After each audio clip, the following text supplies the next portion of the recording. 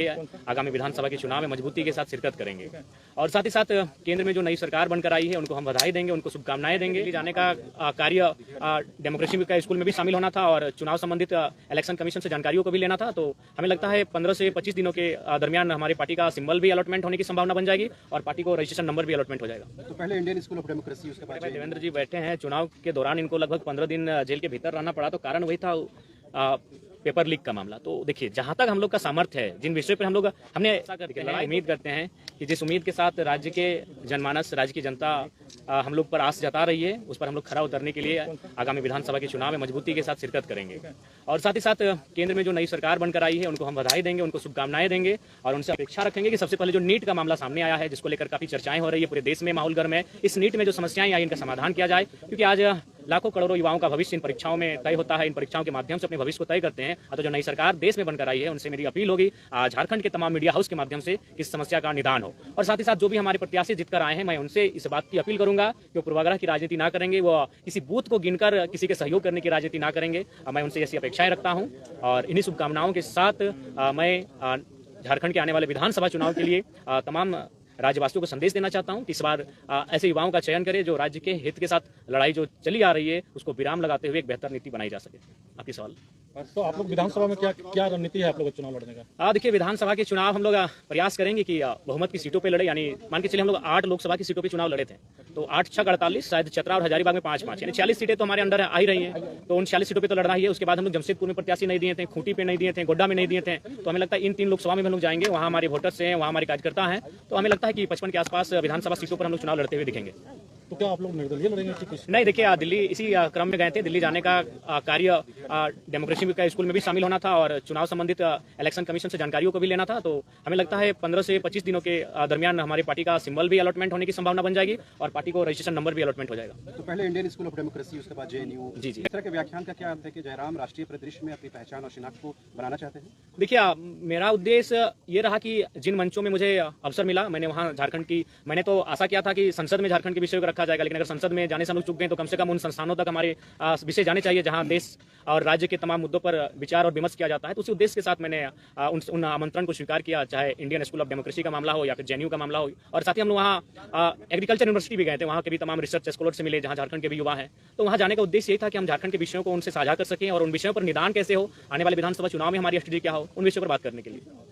विधानसभा चुनाव आप लड़ने जा रहे हैं, तो आपका मुद्दा फिर क्या होगा? देखिए, विधानसभा का चुनाव राज्य के मुद्दों पर आएंगे। राज्य का सबसे ज्वलंत मुद्दा अभी छात्रों की निराशा है और छात्रों की जो हताशा है वो हमारा एक महत्वपूर्ण मुद्दा रहेगा। हम लोग सरकार में आते हैं तो सबसे पहला हमारा प्राथमिकता जो रहेगा कि इस राज्य में नियमित परीक्षाएं होंगी और फ्री एंड फेयर एग्जाम लिए जाएंगे। अगर उसमें किसी प्रकार की गड़बड़ी होगी तो उसमें उच्च से उच्च पदाधिकारी क्यों ना है, उन्हें बिल्कुल बर्खास्त किया जाएगा। उनके साथ किसी प्रकार की कोताही नहीं बरती जाएगी। जरा आप पहली बार लड़े चुनाव, 8 लाख से ज्यादा वोट आपके उम्मीदवारों को मिला है। आजसू पार्टी जो है वो अब एक तरह से अगले विधानसभा चुनाव तक का जो है रोड मैप उन्होंने जारी किया और उन्हीं इलाकों को वो फोकस कर रहे हैं जिन इलाकों में आपकी अच्छी खासी पैठ रही, वोट आपको मिला है। तो आप कैसे देखते हैं, आपके लिए क्या आजसू आज की तारीख में चुनौती है या है, तो फिर कैसे निपटेंगे उससे? देखिए, मेरे लिए कोई एक विशेष दल हमारी चुनौती नहीं है, क्योंकि मैंने वहाँ से वोट लाए जहाँ से आजसू के अलावा बाकी पार्टियां थे। जैसे मैंने बेरमो से 53,000 वोट गेन किया, वो कांग्रेस की सीट है, पारंपरिक सीट है कांग्रेस की। मैंने टुंडी से भी 60,000 वोट लाए, वो झारखंड मुक्ति मोर्चा की सीट है। मैंने डुमरी से 90,000 वोट लेकर आया हूँ, 90,000 मैंने, वो झारखंड मुक्ति मोर्चा की पारंपरिक सीट है।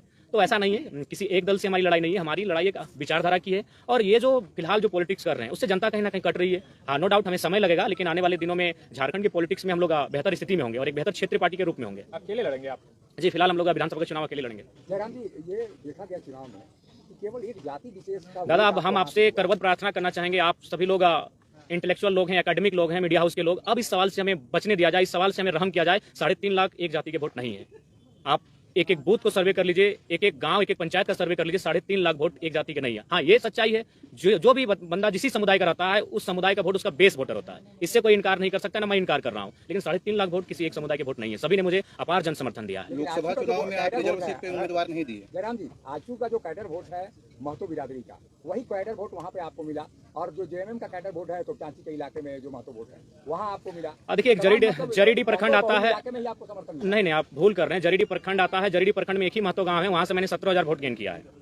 तो मुझे लगता है आप लोग थोड़ा सा भूल कर रहे हैं। आप लोग को और ग्राउंड में जाकर सर्वे करने की आवश्यकता है, क्योंकि आप लोग उन्हीं बातों को सुनते हैं जो मीडिया में बाकी दलों के नेता कहते हुए दिखते हैं। आप जनता के बीच जाइए और जनता के बीच जानने का प्रयास कीजिए कि आज हमारा रोल क्या है। आप चले जाइए बेहरा कुदर, वो एक राजपूत समाज का गाँव है, वहाँ मुझे अच्छा वोट मिला। आप चले जाइए चौबेडी, वो ब्राह्मण का गाँव है, मुझे वहाँ से अच्छा वोट मिला। तो मैं किन किन समुदाय को गिनाऊं बताइए?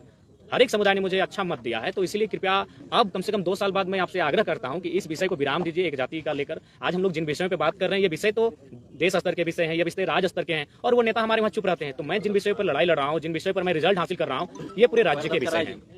रिजर्व सीट पे आप लोकसभा चुनाव नहीं लड़े? नहीं दादा, लड़े 2 रिजर्व सीटों पे हम लोग चुनाव लड़े। सिंहभूम में हम लोग हो समुदाय के साथ गए, दुमका में हम लोग संथाल समुदाय के साथ गए, और सिंहभूम के हमारे प्रत्याशी लगभग 50,000 वोट लेके आए, 44 के 45,000 वोट था। जहाँ जेएमएम का उम्मीदवार? नहीं, ऐसा कुछ नहीं है, ऐसा कोई प्लानिंग नहीं है। हम लोग ये देखें कि हम लोग वोटर्स कहाँ हैं, कहाँ हमारी केडर हैं, जहाँ चुनाव में काम हो सकता है। गोड्डा में भी हमारे थे, लेकिन वहाँ तक हम लोग पहुँच नहीं पाए, प्रत्याशी नहीं मिल पाया। तो ऐसा नहीं है। हम लोकसभा चुनाव में आप सामान्य वर्ग के कैंडिडेट्स को बहुत न के बराबर होता है।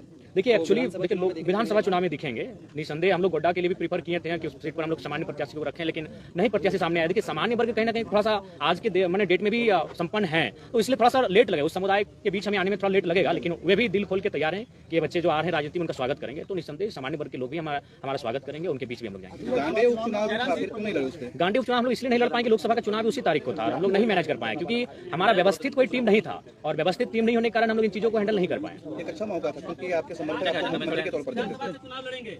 देखिए, मैंने शुरुआत में ही कहा था, यहीं पर मेरा प्रेस कॉन्फ्रेंस था आपके बीच में, मैंने कहा था कि मैं लोकसभा का चुनाव अपनी मर्जी से लड़ूंगा, और गिरिडीह लोकसभा को मैंने प्रीफर किया था, धनबाद लोगों की मांग थी। लेकिन विधानसभा का चुनाव हम लोग प्रयास करेंगे कि जनता की राय के आधार पर लड़ेंगे। तो फिलहाल तय नहीं हो पाया, लेकिन उम्मीद है कि यह बहुत जल्द तय हो जाएगा कि विधानसभा का चुनाव हम कहां से लड़ें। जयराम जी, युवाओं को काफी अपेक्षा आपसे उम्मीद है, और वो लोग शिक्षा को लेकर, जैसे पेपर लीक हो रहा है, उसको लेकर आपसे काफी उम्मीद रखते हैं, और क्योंकि आप चुनाव लड़ चुके हैं, तो आगे की क्या रणनीति होगी आपको? देखिए, 2018 की डिग्री अभी तक नियुक्ति नहीं किया गया। देखिए, उन सब विषयों पे हम लोग लगातार मुखर होकर बोले हैं। आज हमारे बीच हमारे बड़े भाई देवेंद्र जी बैठे हैं। चुनाव के दौरान इनको लगभग 15 दिन जेल के भीतर रहना पड़ा, तो कारण वही था पेपर लीक का मामला। तो देखिए, जहां तक हम लोग का सामर्थ्य है, जिन विषयों पर हम लोग हमने देखिए, लड़ाई 2 तरीके से लड़ी जाती है, या तो सदन के भीतर या तो सड़क में धरने के माध्यम से। तो हम लोग अगर सदन में नहीं तो सड़क से तो लड़ाई लड़ी रहे हैं, सड़क से तो लगातार अपनी आवाज को बुलंद कर रहे हैं। हमारा जो सामर्थ्य है, उन चीजों पर हम लोग कभी पीछे नहीं हटे। हम लोग कभी भी आवाज उठाने से, यहाँ तक आज मेरे ऊपर भी 13 FIR है, एक भी व्यक्तिगत FIR नहीं है। FIR क्यों मिला है? ना किसी कंपनी में धरना देने के लिए, किसी को मुआवजा दिलाने के लिए, किसी को नियोजन दिलाने के लिए। तो ऐसा नहीं, हम लोग तो जनता के लिए अपना सर्वस्व निछावर कर चुके हैं। उतना छोड़िए, आज हम लोग घर का दृश्य नहीं जानते कि मेरे घर का दृश्य क्या है। घर में न जाने कितनी प्रकार की घटनाएं घटी, लेकिन हम लोग घर तक नहीं जा पाए, घर तक कदम नहीं रख पाए। हम लोगों ने सब कुछ अपना झारखंड को ही परिवार माना है, झारखंड को ही अपना घर माना है, और पूरे झारखंड वासियों के लिए हमने अपना सर्वस्व निछावर करने का प्रयास किया है। जयराम जी लगातार बोलते हैं कि पैसा वाला हम लोग नहीं है, तो आप लोग कैंडिडेट्स का नाम घोषणा कब कर रहे हैं? क्योंकि जो विधानसभा चुनाव है उसमें समय देखिए, सबसे पहले बात मैं आप सबसे भी एक बार आग्रह करूंगा, क्योंकि आप